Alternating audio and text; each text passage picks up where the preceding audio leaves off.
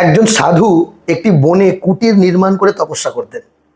সেই বন থেকে কাছের গ্রামের দূরত্ব খুব একটা বেশি ছিল না। সাধু রোজ সকালে নদীতে স্নান করে নিজের কৌপিনখানা কুটিরে শুকোতে দিয়ে ভিক্ষায় বেরোতেন।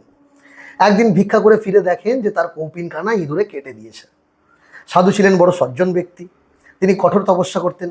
কি আর করবেন, আবার ভিক্ষায় বেরিয়ে একটি কৌপিন তিনি ভিক্ষা করে আনেন। পরদিন আবার সেই একই কাণ্ড, ভিক্ষা থেকে ফিরে এসে দেখেন যে কৌপিনখানা ইঁদুরে কেটে দিয়েছে। এরকমভাবে কয়েকদিন ভিক্ষা করে তিনি কৌপিন চেয়ে চেয়ে চালালেন। পরে গ্রামের এক ব্যক্তি তাকে ডেকে বললেন যে বাবা, আপনি রোজ কৌপিন ভিক্ষা করেন, আপনাকে রোজ রোজ কৌপিন দেবে কে? তার চেয়ে আমি আপনার একটা ব্যবস্থা করে দিচ্ছি, আমার বাড়িতে অনেক শিকারি বিড়ালের বাচ্চা আছে, আপনি একটা শিকারি বিড়ালের বাচ্চা নিয়ে যান, আপনার কুটিরে ইঁদুরের উপদ্রব কমে যাবে। সাধু বললেন উত্তম প্রস্তাব। তিনি একটা শিকারি বিড়ালের বাচ্চা নিয়ে কুটিরে গেলেন। পরের দিন সাধু ভিক্ষা করে ফিরলেন যখন, তখন দেখলেন যে কৌপিনখানা ইঁদুরে কাটেনি, অর্থাৎ ইঁদুরের উপদ্রব কমে গেছে। আস্ত কৌপিন দেখে সাধুর খুব আনন্দ হলো। কিন্তু এরপরে একটা নতুন সমস্যার উদ্ভব হলো।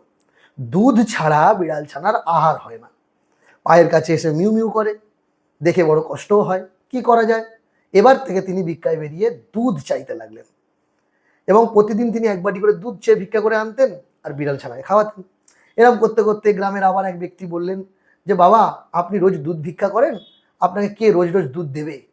তার চেয়ে আপনি একটা কাজ করুন, আমার কাছে অনেক গাই আছে, আপনি একটা গাই নিয়ে যান। আপনার ওখানে জমিতে যা ঘাস আছে তাতে গাইয়ের খাওয়া দাওয়া নিয়ে কোনো চিন্তা করতে হবে না, আর গাই যা দুধ দেবে তা বিড়াল ছানাও খাবে আর আপনারও সেবা হবে।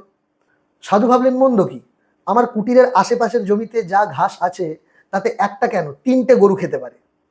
কাজেই তিনি গাইটা নিয়ে বাড়ি এলেন। গাইটি বড় লক্ষ্মী, দিনে প্রায় 5 সের দুধ দেয়। গাইয়ের বাছুরটা যখন কুটিরের চারপাশে খেলে বেড়ায়, দেখে মন বড়ই আনন্দিত হয়। কিন্তু গাইটা যে থাকবে তার জন্য একটা ঘর নির্মাণ করে দিতে হবে। বনে অনেক খড় আছে, আশেপাশে বাঁশও আছে, একটা বেড়া দেওয়া ঘর করে নিলেই হলো। কিন্তু করবে কে? মজুর দরকার। মজুর কি করে আনা যায়? না, 5 সের দুধ গাইটা দিচ্ছে, সাধু তো একা, আর সঙ্গে ওইটুকু বিড়াল ছানা, কত আর খাবেন? তাহলে বাড়তি যে দুধটা আছে সেটা বিক্রি করে দিলে হয় না? তাহলে তাতে যা পয়সা আসবে তাতে মজুর রাখা যাবে, সেই মজুর দ্বারা একটা গোয়াল ঘর হয়ে যাবে। যেমন ভাবা তেমন কাজ, একটা মজুর রাখা গেল, গোয়াল ঘর হলো। গোয়াল ঘরটি ছোট হলেও বড় সুন্দর হলো। সাধুর এখন সাধন ভজন তপস্যা অনেক কমে গেছে আগের চাইতে। সময় কই, ঘুম থেকে উঠে প্রথমে গোয়াল ঘর মুছতে হয়, তারপর গাইকে খাবার খাওয়াতে হয়, গরুর দুধ দুইতে হয়, তারপর রায়বাবুদের বাড়ি থেকে চাকর আসে দুধ নিতে, তাদের আবার সকাল সকাল দুধ না হলে চলে না, একটু বেশি পয়সা দিয়েই তারা সাধুর থেকে দুধ কিনে নিয়ে যায়। কারণ বাজারে যে দুধ তাতে 1 সের দুধে 1 সের জল। সাধু যে দুধ বিক্রি করে তাতে কোনো সন্দেহ নেই, সততার সঙ্গে বিক্রি করেন। তারপরে স্নান করতে যেতে হয়, ভিক্ষায় বেরোতে হয়, এসে বিড়ালকে খাওয়াতে হয়, তারপর বাছুরকে বেঁধে রেখে গাইকে মাঠে নিয়ে যেতে হয় চড়াতে। এত কিছু করার পর নিজের 4টি আহার করার সময়ই হয়ে ওঠে না। তারপর রাতে কখনো কখনো গরু বা বাছুরের ডাক শুনে আলো জ্বেলে বাইরে বেরোতে হয়, কারণ বাঘ ভাল্লুকও তো এই পথে যাতায়াত করে। একদিন একটা অঘটন ঘটলো। সাধু ভিক্ষা করে ফিরে এসে দেখলেন যে বাছুরটি গোয়াল ঘরে নেই। কি মুশকিল, বাছুরটা কোথায় গেল? সারা দিন জঙ্গলে খুঁজে বেড়াবার পর বিকালের দিকে গিয়ে বাছুরটাকে তিনি দেখতে পেলেন নদীর ধারে শান্ত হয়ে ঘুমোচ্ছে। আর একটু হলেই সে নদীতে পড়ে যেত, এতটাই ধারে সে শুয়ে আছে। পাহাড়ে নদী, খরস্রোতা, পড়লে কি আর রক্ষে ছিল? তাছাড়া নদীর যে ধারটা সেটাও খাড়াই মতো। সাধুর খুব ভয় করলো। ভগবানের ইচ্ছায়, ভগবানের দয়ায় এই যাত্রা বাছুরটা বেঁচে গেছে। না, আর পারা যাচ্ছে না, কারণ সাধুর তো সেই জোয়ান বয়সটা আর নেই। তাহলে এত চাপ নেওয়া, এত কাজ করা তার পক্ষে সম্ভব হয়ে উঠছে না। তিনি ভাবলেন তাছাড়া সাধন ভজন এসবের তো সময় বার করতে হবে, ভিক্ষা করতে যাওয়া এসবের তো সময় বার করতে হবে। তাই একটা চাকর রাখলে কেমন হয়? মাসে দুধ বিক্রি করে যে পয়সাটা আসে তাতে অনায়াসেই একটা চাকর রাখা যায়। একটা চাকর থাকলে সেই গরু বাছুর ইত্যাদি দেখাশোনা করবে, আর সাধুর টুকটাক ব্যক্তিগত কাজও করে দেবে। যেমন ভাবা তেমনি কাজ, চাকর রাখা হলো। চাকরটি বড় ভালো, বেশ কাজের লোক। সে কিছুদিনের মধ্যেই কুটিরের চারপাশ পরিষ্কার করে সেখানে কয়েকটা ফুল গাছ লাগালো। সত্যিই তো, সাধু সন্ন্যাসীর জায়গা, তুলসী গাছ ফুল গাছ ছাড়া কি মানায়? একটা কুমড়ো গাছ আপনাই আপনি গজিয়ে উঠেছিল। চাকরটি বেশ বুদ্ধি করে মাচা টাচা করে দেওয়ায় ফলে ফুলে বেশ জায়গাটা সেজে উঠলো। সাধু বললেন সাবাস বেটা। চাকরটি বলল এ বড় চমৎকার মাটি, এখানে সোনা ফুলবে, আমি একটু বাগান করব। সাধু বললেন, তাই তো, অল্প বয়সী ছেলে মানুষ, বাগান করার ইচ্ছা হয়েছে, করুক না। বাধা দিলে নিরুৎসাহিত হবে। তিনি গ্রাম থেকে বিভিন্ন চারা সংগ্রহ করে এনে দিলেন।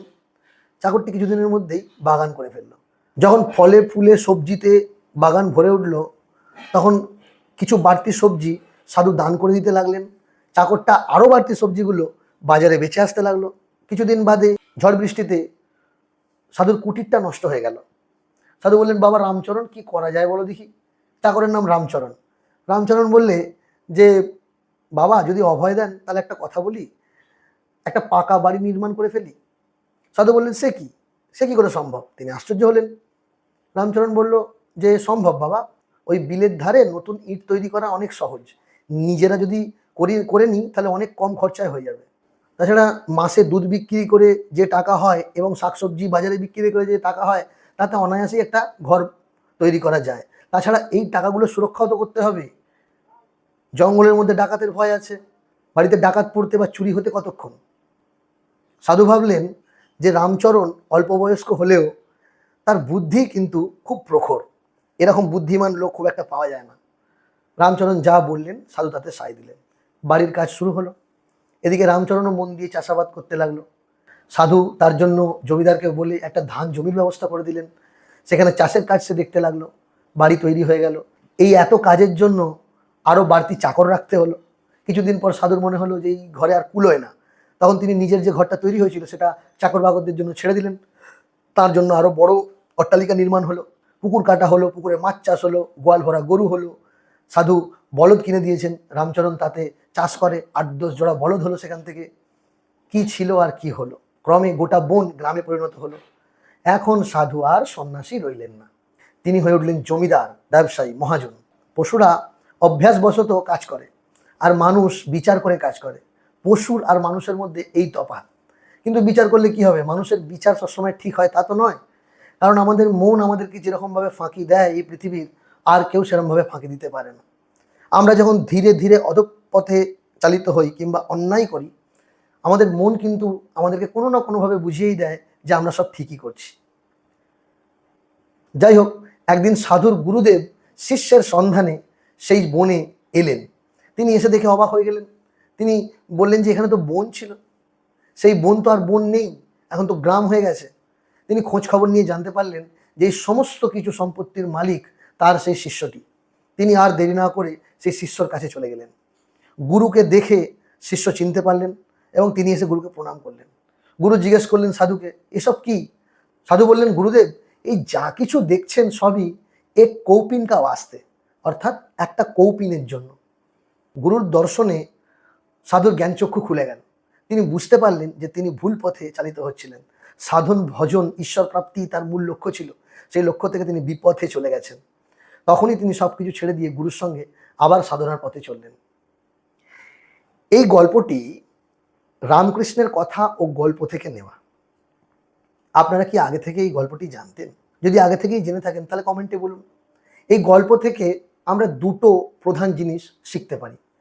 কি না, আমাদের ছোট ছোট অভাব পূরণের জন্য আমরা মাঝে মাঝে এত বিশাল সাংসারিক জঞ্জাল নিজেদের চারপাশে ছড়িয়ে ফেলি বা তাতে আবদ্ধ হয়ে যাই যে সেখান থেকে বেরিয়ে ভালো কিছু করা বা ঈশ্বর প্রাপ্তি বা জীবনের মূল লক্ষ্যটাই আমরা ভুলে যাই।